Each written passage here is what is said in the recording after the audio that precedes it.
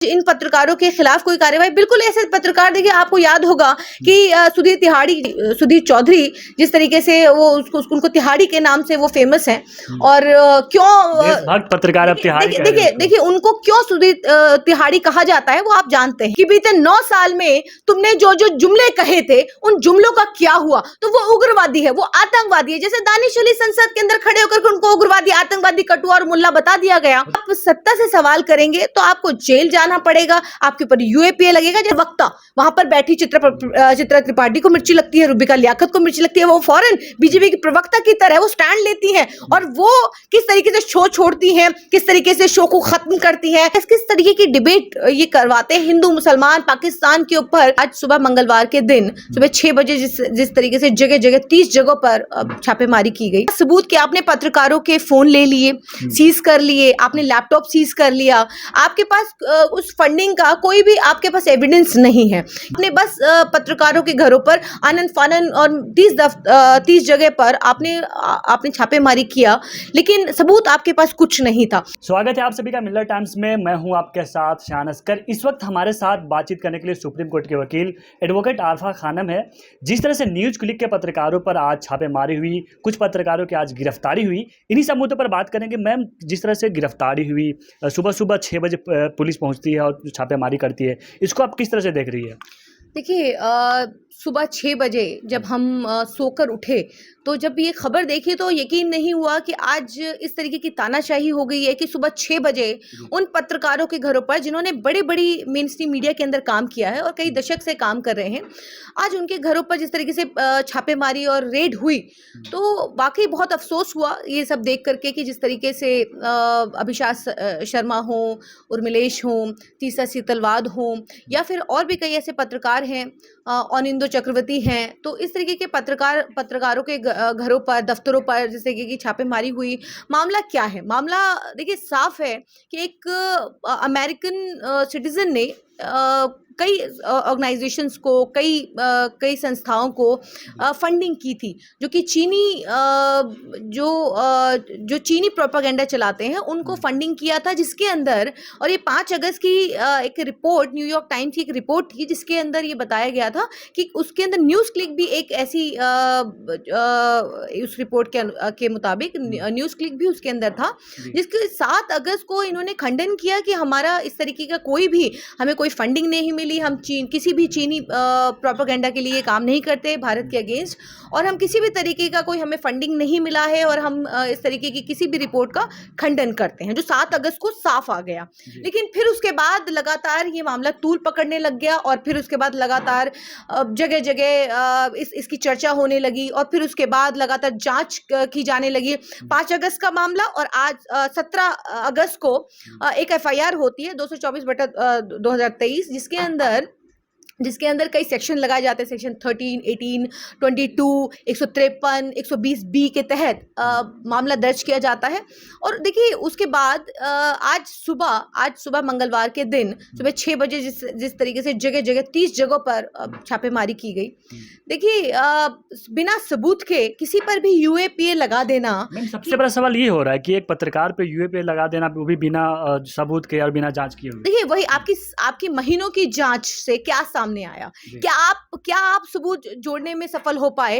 आपने, क्योंकि बिना सबूत के आपने पत्रकारों के फोन ले लिए, सीज कर लिए, आपने लैपटॉप सीज कर लिया, आपके पास उस फंडिंग का कोई भी आपके पास एविडेंस नहीं है, किसके माध्यम फंडिंग हुई, आपको उनको मिली या नहीं मिली। लेकिन एक रिपोर्ट के मुताबिक आपने बस पत्रकारों के घरों पर आनंद फानन और 30 जगह पर आपने छापेमारी किया, लेकिन सबूत आपके पास कुछ नहीं था। देखिए ये बड़ा सवाल है कि आज जिस तरीके से उन पत्रकारों के घरों पर, जो खास करके जनता के मुद्दे को उठाने का काम करते हैं, जनता की आवाज बनने का काम करते हैं, और बड़ी बेबाकी से, बड़ी हिम्मत के साथ, सलाम है उन पत्रकारों को जो बड़ी हिम्मत के साथ जनता के मुद्दों को उठा, बिना डरे, बिना झुके, बिना किसी, देखिए आज पत्रकारों की यह हालत है कि उन पत्रकारों की जो खास करके मेन स्ट्रीम मीडिया के अंदर काम करते हैं, आज हालत देखिए कि जनता के किन मुद्दों को उठाने का काम करते हैं।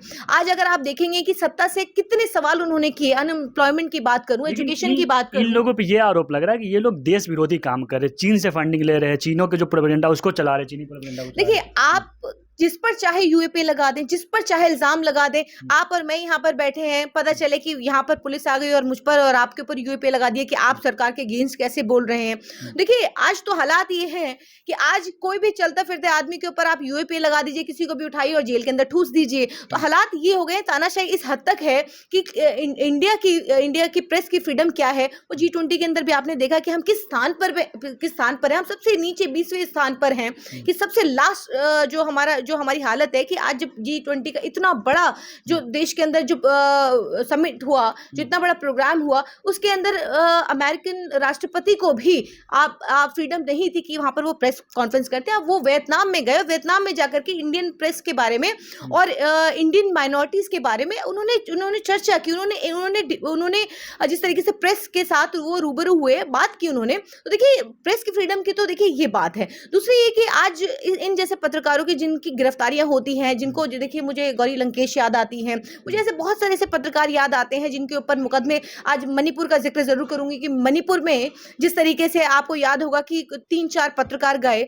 और उन्होंने वहां की हकीकत दिखाने का काम किया तो उन पर FIR दर्ज हो गई। देखिए लेकिन मेन स्ट्रीम को जो मीडिया है वो खुशी मना रहे, कह रहे कि ये लोग चिंदी पत्रकार है, इन्होंने देश विरोधी काम किया, इस पर कार्रवाई होनी चाहिए। देखिए ये वो लोग हैं जो आज खुशियां मना रहे हैं। ये तो खुद ये विपक्षी दलों ने इनको किस तरीके से बाइकआउट करने का काम किया। क्यों किया बाइकआउट करने का काम? वो इसलिए किया क्योंकि आज देखिए कितने सत्ता से सवाल किए इन्होंने, कितने आज किस तरीके की डिबेट ये करवाते हैं हिंदू मुसलमान पाकिस्तान के ऊपर, कितनी डिबेट्स इन्होंने की है।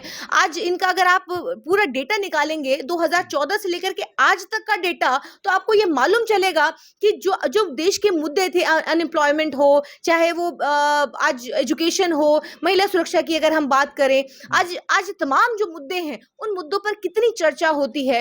आज आप उनकी डिबेट्स उठा के देखिए कि उन्होंने कितनी डिबेट्स इस पर की, तो आपको अंदाजा हो जाएगा कि इन्होंने किस तरीके की ये डिबेट का स्तर क्या हो चुका है और ये किस तरीके से। देखिए ये आज वो पत्रकार हैं जो मेन स्ट्रीम मीडिया की बात कर रही हूँ, ये वो पत्रकार हैं कि जो भाजपा के प्रवक्ता बनकर बात करते हैं। आप देखिए वो तो कह रहे कांग्रेस डर गई हम लोगों से। देखिए खिसियानी बिल्ली खंबा नोचे वाली बात है कि आज अगर सवाल देखिए जब वो सवाल करते हैं, अगर कांग्रेस का कोई प्रवक्ता बैठा है और अगर वो सवाल करता है कि आप इस बात का जवाब दीजिए, तो भाजपा का कोई प्रवक्ता बोलने की बजाय जवाब कौन देता है? जवाब देती है प्रवक्ता। वहां पर बैठी चित्रा त्रिपाठी को मिर्ची लगती है, रूबिका लियाकत को मिर्ची लगती है, वो फौरन बीजेपी की प्रवक्ता की तरह वो स्टैंड लेती हैं और वो किस तरीके से शो छोड़ती हैं, किस तरीके से शो को खत्म करती हैं।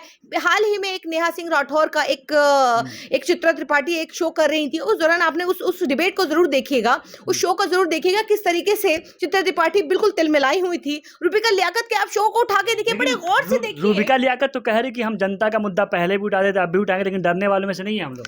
नहीं, उनको डरने की जरूरत भी नहीं है क्योंकि जिनकी रोजी रोटी जिससे चलती हो, देखिए उनको डरने की क्या जरूरत है। जब उनका साथ गोदी मीडिया का मोदी जी का साथ हो तो फिर उनको डरने की क्या बात है। देखिए डरना तो उन लोगों को चाहिए जो सत्ता से सवाल कर रहे हैं, जो सत्ता के खिलाफ जो न्यूज चला रहे हैं। देखिए आज सवाल सिर्फ यही है कि अगर आप सत्ता से सवाल करेंगे तो आपको जेल जाना पड़ेगा, आपके ऊपर यूएपीए लगेगा, जैसे अभिषेक शर्मा, उर्मिलेश भाषा सिंह जैसे और अनिंदु चक्रवर्ती जैसे पत्रकारों को बुला करके और स्पेशल सेल ने किस तरीके से घंटों उनकी पूछताछ की। हालांकि अब उनको पूछताछ के बाद छोड़ दिया गया, यानी कि पूरा मामला क्या है आप नहीं छेड़ा से भाई, अभिषेक शर्मा को छोड़ा नहीं और तीनों पत्रकारों को छोड़ दिया है। और जो अभी खबर आई है वो उसके मुताबिक तीनों पत्रकारों को छोड़ दिया, पूछताछ के बाद छोड़ दिया क्योंकि सबूत नहीं है और ये सिर्फ डराने की कोशिश है। 2 महीने बाद चुनाव है और उन चुनाव को लेकर के किस तरीके के जो अभिषेक शर्मा किस तरीके की न्यूज करते हैं वो जरूर देखिए। आज मैं सभी से कहूंगी और ये मेरी अपील भी है कि आप एक बार इस बात को जरूर सोचिए कि इस खुश होने की बजाय कि देखिए ये पत्रकार, अब लोगों ने पत्रकारों को बांट दिया है। और सही है कि आज जिस तरीके से एक देश दो कानून बन गए हैं देश के अंदर, कि अडानी जैसे लोगों के लिए अलग कानून है, देश के आम लोगों के लिए अलग कानून है, गरीब गुरबों के लिए अलग कानून है, लेकिन उद्योगपतियों के लिए अलग कानून है। देखिए ये सारी चीजें जो हैं वो एक देश दो कानून बनकर रह गया है। आज अगर हम बात करें कि अगर पत्रकारों की भी अगर लिस्ट 2 जगह डिवाइड हो गई है कि एक रवीश कुमार हो, साक्षी जोशी जी जैसे पत्रकार हैं और अभिषेक शर्मा जैसे पत्रकार हैं, तो इनकी एक अलग लिस्ट है। इन 14 पत्रकारों की लिस्ट अलग है जो सिर्फ और सिर्फ प्रोपेगेंडा चलाने का काम करते हैं और सिर्फ जो मुद्दे हैं उनको किस तरीके से ढका जाए, उनको किस तरीके से सत्ता की तरफ मोड़ा जाए और सत्ता के खिलाफ एक शब्द नहीं सुन सकते ये गोदी पत्रकार। देखिए, ये अपने आप को राष्ट्रभक्त भी साबित करते हैं क्योंकि ये सत्ता के साथ हैं, लेकिन जो सत्ता से सवाल पूछने का काम करता है वो आतंकवादी। आज देखिए कि दानिश अली को, देखिए आप आतंकवादी, वो व्यक्ति आतंकवादी है, वो व्यक्ति उग्रवादी है जो सत्ता से सवाल कर रहा है, सत्ता से हिसाब किताब मांग रहा है कि बीते 9 साल में तुमने जो जो जुमले कहे थे उन जुमलों का क्या हुआ। तो वो उग्रवादी है, वो आतंकवादी है। जैसे दानिश अली संसद के अंदर खड़े होकर उनको उग्रवादी, आतंकवादी, कटुआ और मुल्ला बता दिया गया। तो कह रहे प्रधानमंत्री का अपमान कर रहे थे, इसलिए उसको ऐसा बोला गया। देखिए, प्रधानमंत्री का अपमान, देखिए इससे पहले प्रधानमंत्री जी ने कितने प्रधानमंत्रियों का अपमान और कैसे कैसे और किन किन शब्दों का, एक महिला की गरिमा तक नहीं रखी। आपने किस तरीके से कांग्रेस की विधवा, जर्सी गाय जैसे शब्दों का इस्तेमाल किया, ये प्रधानमंत्री जी के शब्द थे। तो देखिए, वो ये इस संस्कार की बात करते हैं, वो प्रधानमंत्री की गरिमा की बात करते हैं। और देखिए, आज जब संसद के अंदर जिस तरीके से, देखिए अगर प्रधानमंत्री के ऊपर अगर कोई टिप्पणी की गई, वो अक्सर दोनों तरफ से संसद के अंदर हम अक्सर देखते हैं कि जब सदन चलता है तो दोनों तरफ से टोका टोकी भी होती है। हम देखते हैं कि संसद के अंदर जिस तरीके से लोग एक दूसरे के ऊपर टिप्पणी करते हैं, लेकिन इस तरीके की टिप्पणी आज तक नहीं हुई। मैम, आपसे आखिरी सवाल की, जिस तरह से न्यूज़ क्लिक के पत्रकारों पर कार्रवाई हुई है, तो जो जिसको गोदी मीडिया, मेनस्ट्रीम मीडिया कहते हैं, वो नफरत फैलाने का काम करती है, उस पर भी कार्रवाई हो सकती है? देखिए, मैं सबसे पहले कहूंगी कि अगर न्यूज़ क्लिक कोई एजेंसी भारत के खिलाफ, भारत विरोधी काम कर रही है तो उसका लाइसेंस कैंसिल कर दीजिए। क्यों लाइसेंस कैंसिल? अभी तक आपने नहीं किया। जांच चल रही है? नहीं, जांच चल रही है। बिना जांच के आप यूएपीए लगा देंगे कि जांच आपकी कंप्लीट नहीं हुई और आपने यूएपीए लगा दिया। तो जांच पहले कंप्लीट करिए और फिर उसके बाद अगर आपको ऐसा लगता है जैसे आपने पीएफआई को बैन किया, उस तरीके से न्यूज़ क्लिक को, देखिए मेरा साफ कहना है कि अगर कोई देश विरोधी वाकई कोई ऐसा काम करता है, चाहे वो कोई भी हो, देखिए हम उसके खिलाफ हैं। लेकिन अगर बिना किसी सबूत के, बिना किसी गवाह के, बिना किसी एविडेंस के अगर आप इस तरीके का काम करते हैं, किसी के ऊपर भी यूएपीए लगा देते, किसी को जेल भेज देते, किसी को भी उठा करके आप परेशान करते हैं, घंटों घंटों पूछताछ करते हैं, देखिए वो फिर गलत है।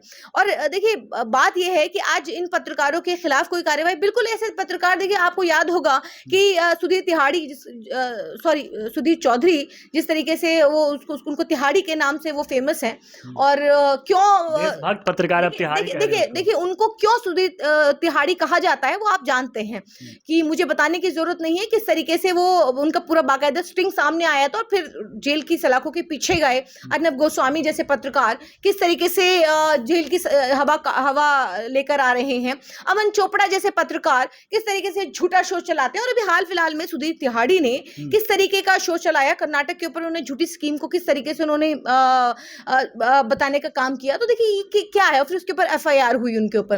देखिए सारे जितने लोग हैं, तमाम जो ये पत्रकार हैं, देखिए आप इनकी डिबेट्स देखिए और इनको क्या लोग, किस तरीके से लोग लेते हैं। देखिए लोग इनको सीरियसली नहीं लेते, सही बताऊं तो आपको। और वो लोग जो खास करके देश के लिए न्यूज़ देखते हैं। और आज देखिए न्यूज़ चैनल्स की ऑथेंटिसिटी ये रह गई है कि अगर आप कोई न्यूज़ देख रहे हैं तो लोग ये कहते हैं पता नहीं ये न्यूज़ सच्ची है नहीं, अखबार में कुछ लिखा है, कुछ छपा है तो ये कहते हैं पता नहीं ये सही लिखा है, ये गलत लिखा है। ऑथेंटिसिटी कुछ नहीं रही, क्योंकि ऑथेंटिसिटी खत्म हो गई। और अब इन जैसे पत्रकारों ने जिस तरीके से देश के लोगों को गुमराह करने का काम किया है, देखिए लोगों का विश्वास इस चौथे स्तंभ से उठ चुका है। मिलत टाइम्स को आपकी जरूरत है, हमारी आप माली मदद करें।